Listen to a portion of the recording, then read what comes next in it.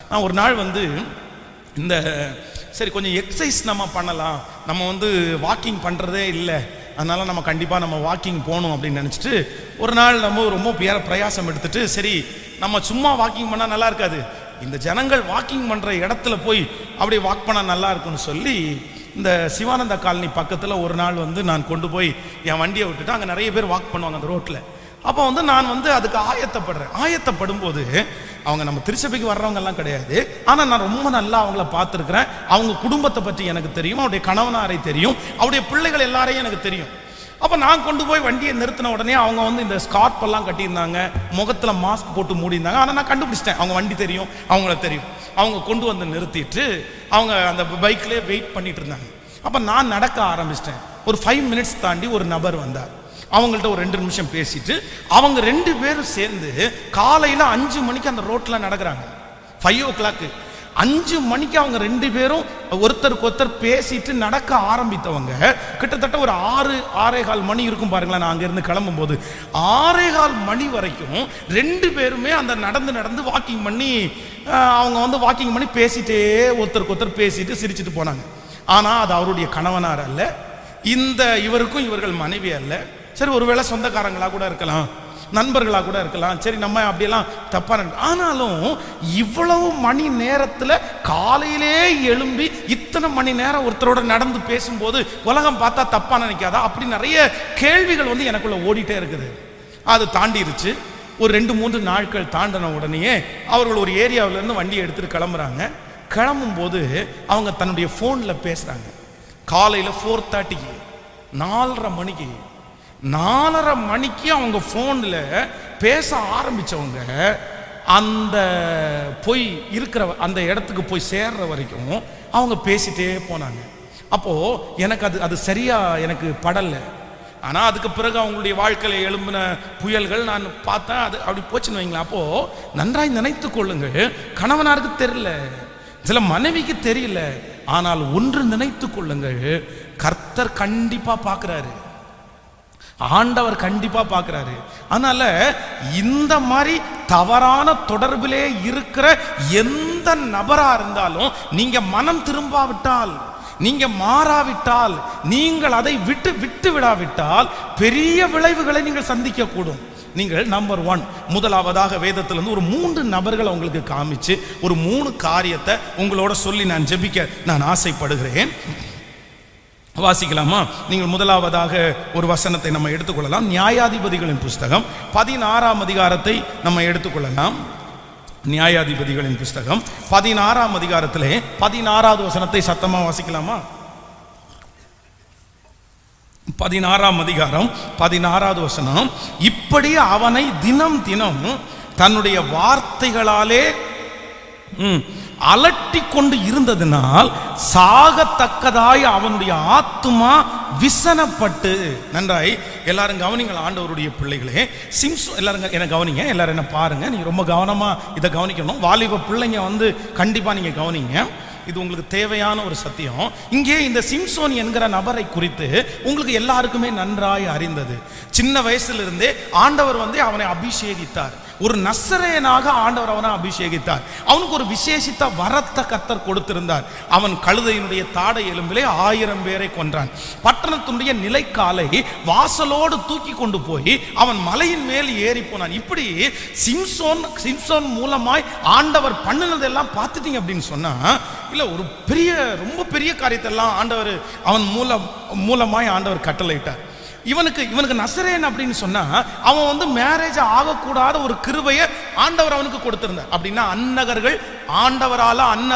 அன்னகர்களாக அபிஷேகிக்கப்பட்டவர்கள் உண்டு, தங்களை அன்னகர்களாக ஆக்கினவர்கள் உண்டு. கவனிங்க, 2 விதமா இருக்கிறாங்க. ஒண்ணு, ஆண்டவரே அவர்களே பிறக்கும் போதே அவங்களை எப்படி வச்சிருக்கிறாருன்னா அன்னகர்களாக, அப்படின்னா அவங்க கல்யாணம் பண்ணாம இருக்கிறதுக்காக கர்த்தரை அபிஷேகித்தார். சிலர் வந்து வளர்ந்ததுக்கு பிறகு இல்லை எனக்கு வேண்டாம், கல்யாணம் வேண்டாம்னா அவர்களே எடுக்கிற பொருத்தனை. ஒருவேளை அவர்களே எடுக்கிற பொருத்தனையில் அவங்கள் தவறலாம். ஆனா ஆண்டவர் ஒரு மனுஷனுக்கு பிறக்கும் போதே அந்த அபிஷேகத்தை கொடுத்திருப்பாரானால் கண்டிப்பா அதற்குரிய கிருபையும் ஆண்டவர் தருவாரு. ஆனா இவ எல்லாத்தையும் மறந்தாச்சு. இப்போ வந்து அவர் வந்து இந்த சிம்சோன் வந்து பெண்கள் விஷயத்தில் வந்து ரொம்ப வீக்கான ஒரு பர்சன் அப்படின்னு சொல்லலாமே. அவனுடைய வாழ்க்கையினுடைய சரித்திரத்தை நீங்கள் தொடர்ந்து வாசித்து கொண்டிருந்தீங்கன்னா அவனுடைய விழுகையே எங்கன்னா பெண்கள் விஷயத்துல தான் அவனுடைய விழுகை. பெண்ணை கண்டு, அந்த ஸ்திரீயை கண்டு, அங்க கண்டு பார்த்து அப்படின்னு சொல்லி லைனா வந்துட்டே இருக்குது. இப்ப கடைசியில யார்கிட்ட மாட்டுறான்னா, வேதம் சொல்லுது தெளிலால் என்கிற, அவளை கொஞ்சம் நல்லா சொல்லல, ஒரு அசுத்தமான ஒரு வாழ்க்கை வாழுகிற ஒருத்தி அவங்க பார்த்துட்டாங்க. பார்த்த உடனே தன்னுடைய இருதயத்தை கொடுத்தாங்க. அவன் பயங்கரமா பேசுறா, அவனுடைய பலத்தை தெரிஞ்சுக்கிறதுக்காக முயற்சி எடுக்கிறா. அப்போ ஆரம்பத்தில் அந்த நபரை அவனுக்கு சந்திக்கும் போது ரொம்ப சந்தோஷமா இருக்குது, மகிழ்ச்சியா இருக்குது, டைம் போனதே தெரியல, அவ்வளவுதான், ரொம்ப நேரம் பேசிட்டே இருக்காங்க.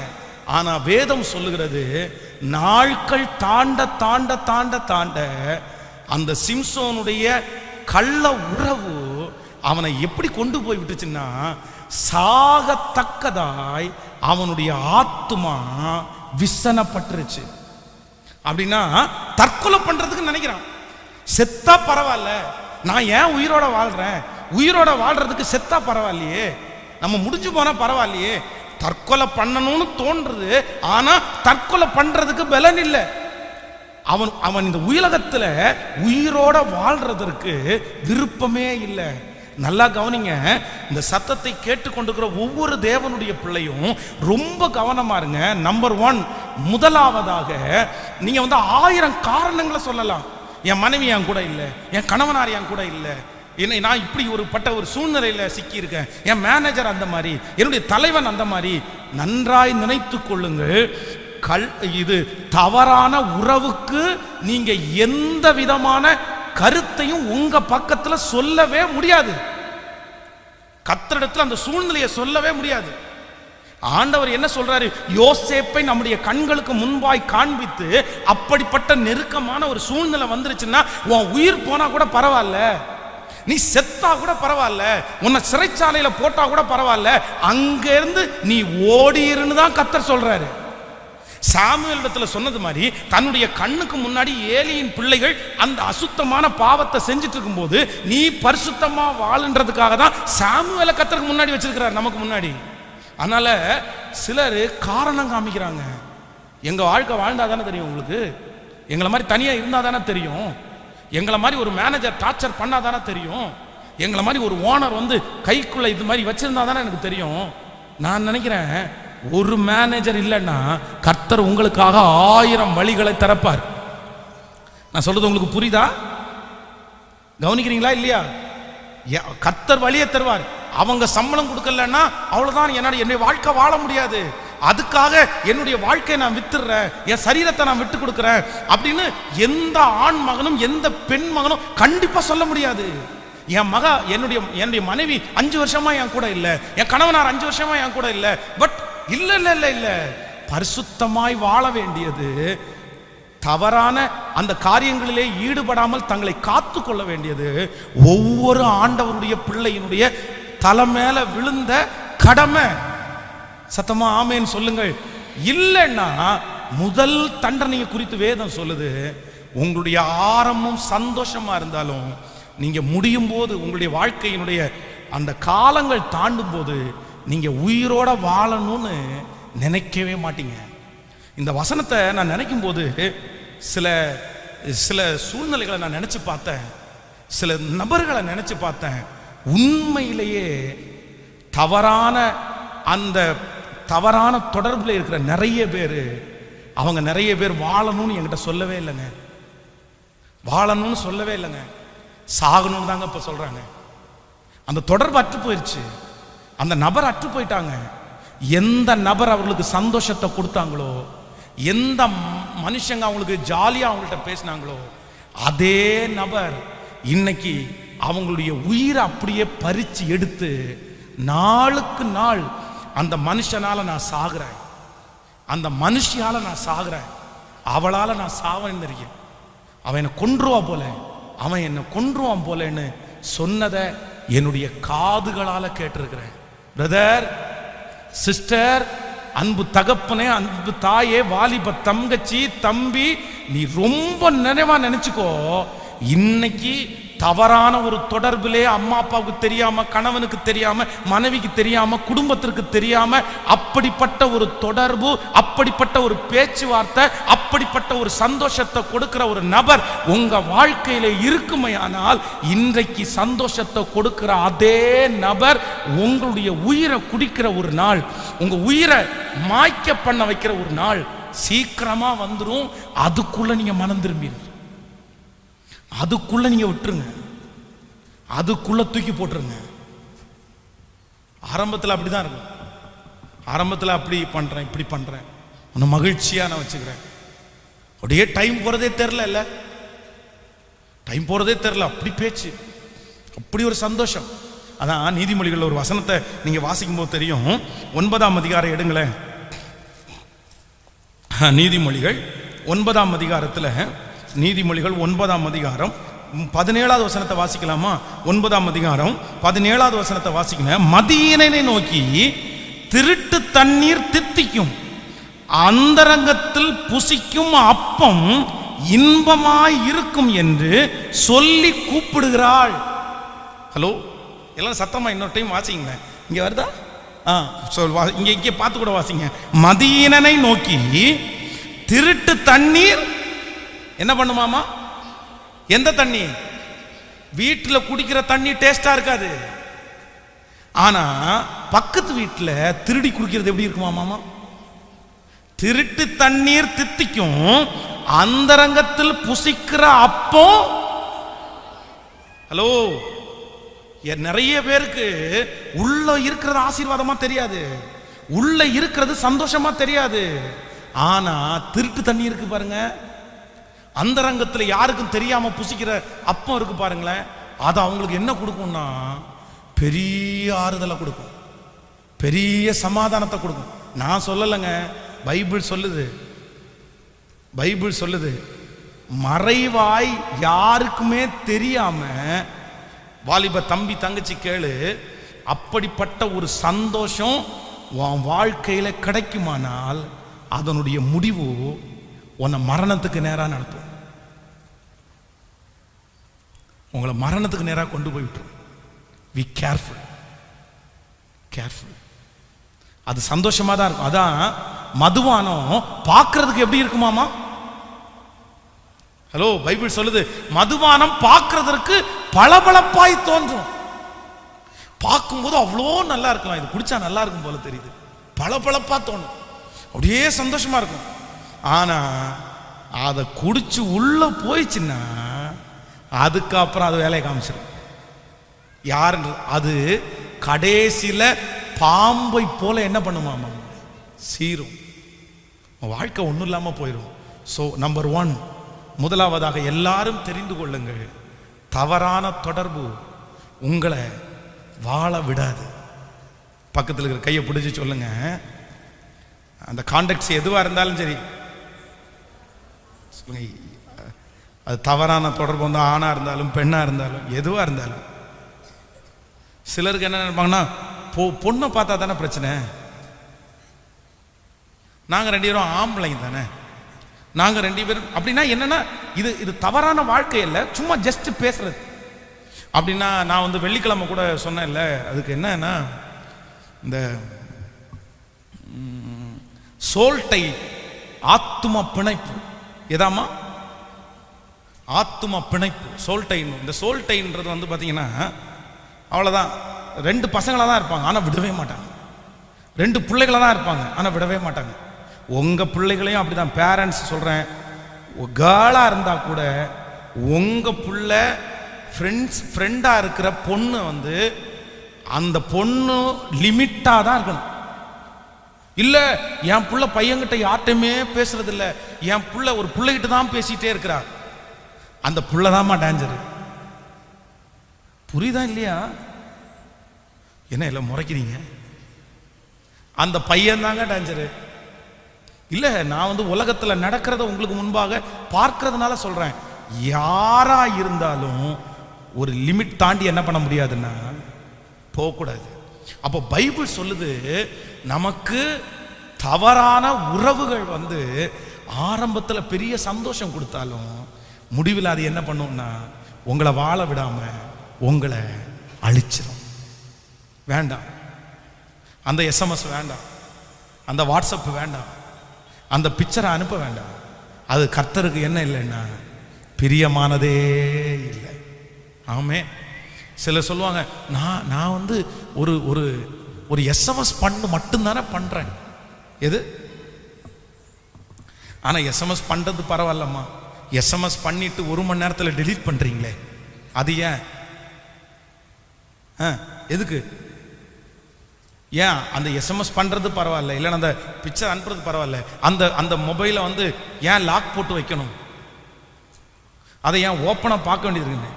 இன்னும் நிறைய பேர் இருக்காங்க, இந்த பேரை மாற்றி மாற்றி சேவ் பண்ணுவாங்க பாருங்களேன். செல்ஃபோனில் மம் அப்படின்னு வரும். டே டே டே உன் மம்மி ஃபோன் பண்ணுறாங்க அப்படின்னு. அப்படியா? என்ன ஸ்பெல்லிங் பாஸ்டர் அப்படின்னு. ஓ, அவனுக்கு அது உண்மையான அம்மா கிடையாது. அம்மா பேர் இல்லை, அது வேற யாரையோ ஒருத்தருடைய பேரை எப்படி சேவ் பண்ணி வச்சிருக்கிறாரு. எத்தனை கில்லாடிங்க தெரியுமா? அப்படி மனைவி எடுத்து பார்க்கும்போது பார்த்தீங்கன்னா ராமச்சந்திரன் அப்படின்னு வரும். ஏங்க ராமச்சந்திரன் கூப்பிடுறான் அப்படின்னு. கட் பண்ணி விடு, நான் அப்புறம் பேசிக்கிறேன். ராமச்சந்திரன். அப்புறம் ராமச்சந்திரனுடைய மிஸ்டு கால் எடுத்து பார்த்தா ஒரு 50 ராமச்சந்திரன் இருக்கும். இந்த ராமச்சந்திரன் உங்கள்கிட்ட பேசுறதுக்கு ட்ரை பண்ணிட்டே இருக்கிறான், நீங்க ஏன் எடுக்க மாட்டீங்க? 50 மிஸ்டு கால். அந்த ராமச்சந்திரனை நீங்க ஆன் பண்ணி பார்த்தாதான் தெரியும் அது ஒரு ராமச்சந்திரியா இருப்பாங்க, ராமச்சந்திரனா இருக்க மாட்டான். அப்போ போன்ல பேரை மாத்தி விட்ட உடனே இது என் கணவனார் சந்தேகப்படுறாரு, என் மனைவி சந்தேகப்படுறாங்க, யார்கிட்ட பேசினாலும் என் மனைவிக்கு பிடிக்க மாட்டேங்குது, யார்கிட்ட பேசினாலும் என் கணவனாருக்கு பிடிக்க மாட்டேங்குது. நான் சொல்றேன், பிடிக்காததா ஏன் பேசுறீங்கன்னு கேட்கிறேன். எதுக்கு பேசணும்? பிடிக்காத சந்தேகப்படுறாங்கன்னா 10 டைம் உங்கள்கிட்ட சொல்லுவாங்க, வேணாங்க எனக்கு நீங்க என்னமோ அவங்கள்ட்ட பேசுறது எனக்கு பிடிக்கல, வேண்டான்னு தோணுது, நீங்க நல்லவங்க தான் அவங்க கெட்டவங்க அப்படின்னு உங்கள்கிட்ட 10 டைம் சொல்லிட்டாங்க. சரி, ஒரு கணவனாருக்கு பிடிக்கலையே வேண்டான்னு போட வேண்டியதானே, ஒரு மனைவிக்கு பிடிக்கலையே வேண்டான்னு நிக்க வேண்டியதானே. உங்களுக்கு குடும்பம் முக்கியம் இல்லையா? உங்களுக்கு பிள்ளைங்க முக்கியம் இல்லையா? உங்களுக்கு கணவன் முக்கியம் இல்லை, உங்களுக்கு மனைவி முக்கியம் இல்லை. சோ அப்படி அந்த பேசுகிற நபர் தான் உங்களுக்கு முக்கியமா இருந்தா, நான் சொல்றேன், எந்த மனைவி சந்தேகப்பட மாட்டாங்க, எந்த கணவன் சந்தேகப்பட மாட்டாங்க. கண்டிப்பா சந்தேகம். அது ஸ்கூல் ஃப்ரெண்டா இருக்கலாம், காலேஜ் ஃப்ரெண்டா இருக்கலாம், பக்கத்து வீட்டுக்காரங்களா இருக்கலாம், ஒன்னா உட்கார்ந்து சாப்பிடுறவங்களா இருக்கலாம். கணவனாருக்கு பிடிக்காத, மனைவிக்கு பிடிக்காம இன்னொரு நபருடைய, இன்னொரு பர்சனுடைய அந்த பேச்சு வேண்டான்னு ஒதுக்குறவங்க தான் உண்மையான ஆண்டவருடைய பிள்ளை, உண்மையா குடும்பத்தை நேசிக்கிறவங்க. அவங்க தான் குடும்பம் வேணும்னு நினைக்கிறவங்க, அவங்க தான் ஹஸ்பண்ட் வேணும், மனைவி வேணும்னு நினைக்கிறவங்க அவங்க தாங்க. மற்றவங்களை பொறுத்த அளவில் நான் சொல்றேன், ஆரம்பத்தில் அது தப்பா போட்டாலும் முடிவில் அது உங்களை தப்பா தாங்க கொண்டு போய் விட்டுரும். ஒரு குடும்பத்துக்காக ஒரு மனுஷனை விட முடியல, ஒரு காலேஜ் ஸ்டூடெண்ட்டை விட முடியல, ஒரு மனைவிக்காக வந்து கூட கடந்த சொந்தக்காரங்களை விட முடியல அப்படின்னா, நான் சொல்றேன், குடும்பத்தை கட்டுறதுக்கு வேற என்ன நீங்க சாக்ரிஃபைஸ் பண்ண போறீங்க? பிள்ளைகளை உருவாக்குறதுக்கு வேற என்ன சாக்ரிஃபைஸ் பண்ண போறீங்க? எதுவுமே பண்ண மாட்டீங்க நீங்க. அப்போ உங்களுக்கு குடும்பம், மனைவி எதுவுமே வேணாம், உங்களுக்கு அவங்க தான் முக்கியம். ரொம்ப ஜாக்கிரதை, ரொம்ப ஜாக்கிரதை. உங்களை அன்பா சொல்ற ஆண்டவருடைய பிள்ளையே, நீங்க கஷ்டப்பட்டு நிக்கிறத பார்க்க விரும்பல, ஆண்டவர் விரும்பல. அதான் இன்னைக்கு பேசுறாரு. வாலிப தங்கச்சியா இருந்தாலும் தம்பியா இருந்தாலும் ரொம்ப கவனமா வாழு. வேண்டாம், அந்தரங்கத்திலே புசிக்கிற அப்பம் இன்பமா தான் இருக்கும், தண்ணீர் தித்திப்பா தான் இருக்கும், நீ மறைச்சு மறைச்சு செய்கிற எல்லாமே சந்தோஷமா தான் இருக்கும். அந்த மாதிரி டேஸ்ட் எதுவுமே இருக்காது. ஆனா முடிவில் நீ வாழவே வேண்டான்ற அளவுக்கு உன்னை கொண்டு வந்து விட்டுரும். பி கேர்ஃபுல், ரொம்ப ஜாக்கிரதையா இருங்க.